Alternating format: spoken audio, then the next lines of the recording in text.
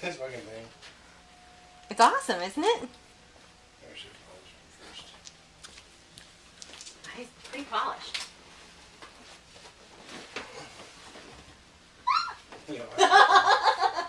Okay. I'll put this over here so it's not in the shot.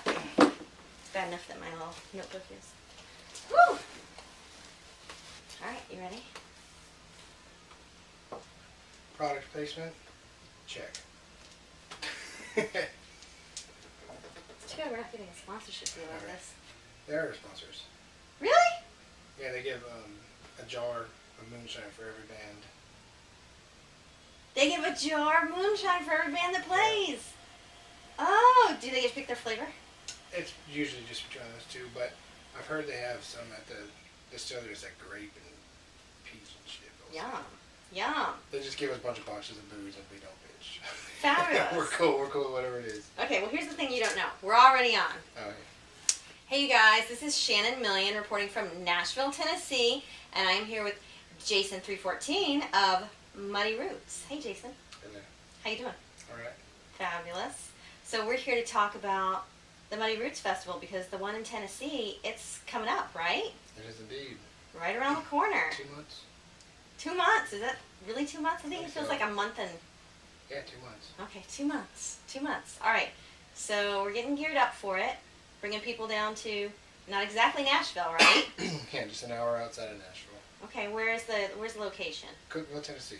Cookeville, Tennessee. And it's on a farm or a ranch? It's on a ranch. Well, not like a ranch where they grow shit, just... Can't say shit. Yeah, you can say shit. It's on the internet.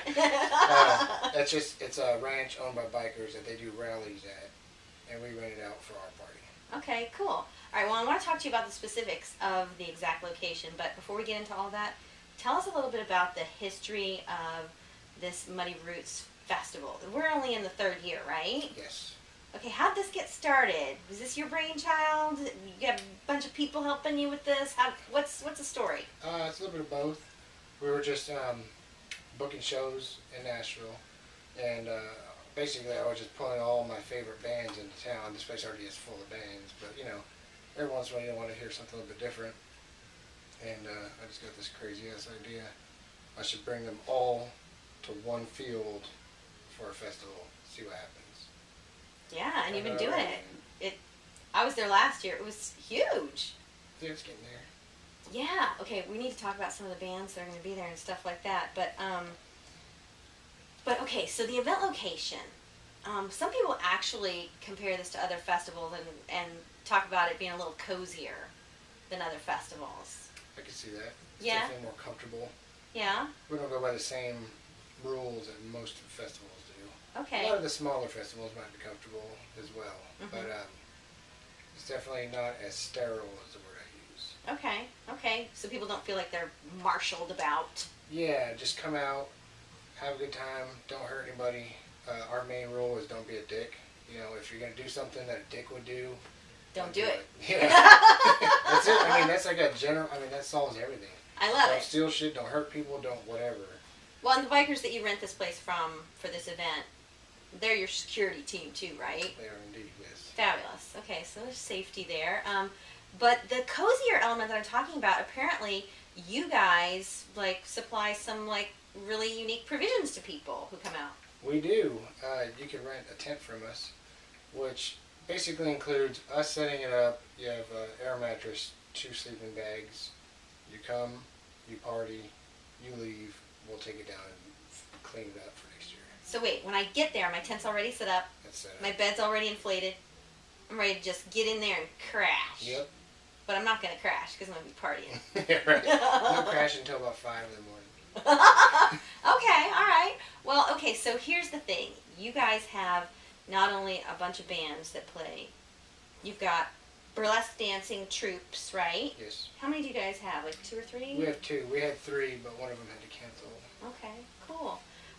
The cats at Pinup America, they are fully half pinup and half burlesque. They've got an amazing burlesque troupe, so they're going to be all about knowing about that stuff. But you guys also have the pinup show, so you've got the models, you've got a bunch of vendors. I do. And Lots of food vendors. New stuff. Oh, okay. So Well, all some right. of the So same ones. last year you had some really cool people who had like shirts, like what was her name? There was a few. Well, there was Too Fast Apparel, Mm-hmm. and I know Unholy. But I don't know if they're coming back this year. Too Fast will definitely be this year. Okay, fabulous. What are some of the new things you've got going on in terms of vendors? Food vendors. Well, we and stuff brought like back some of the oldies but goodies, like the hippie bus. There's a vegan vegetarian one. Oh, there's a vegan vegetarian Yeah, one, you for guys. those If people. you're vegan vegetarian and you are afraid of spending a couple of days out in the field with people in Tennessee and having to eat meat on a stick, you don't have to. You don't have to, and it's not like all the carnival crap. I mean, yeah, I would like one vendor that's all the fried stuff, but no, there's even somebody coming out bringing alligator meat. Yum. It's gonna be crazy. Tastes like chicken. I heard, I know. All that Okay. stuff. Okay, cool. So tell me about the bands this year. I mean, every year you guys have got an amazing array of different bands. I mean, the styles alone range greatly in terms of. Yeah. Okay, so Muddy Roots, really this concept of root music. Explain that to people who don't know what that is. That's kind of I guess that's kind of a tough call really for me, because for me it might be something different than it is to you, just like if we both looked at the same painting. But it stems from all the old stuff, early rock and roll, early blues, early country, folk, bluegrass. We like anything pre-50s even, you know, 50s and to early 1900s, anything before that too. But obviously we didn't grow up in that era. A lot of us grew up in punk rock, rock and roll. Right. Yeah. Ton of stuff. Yeah.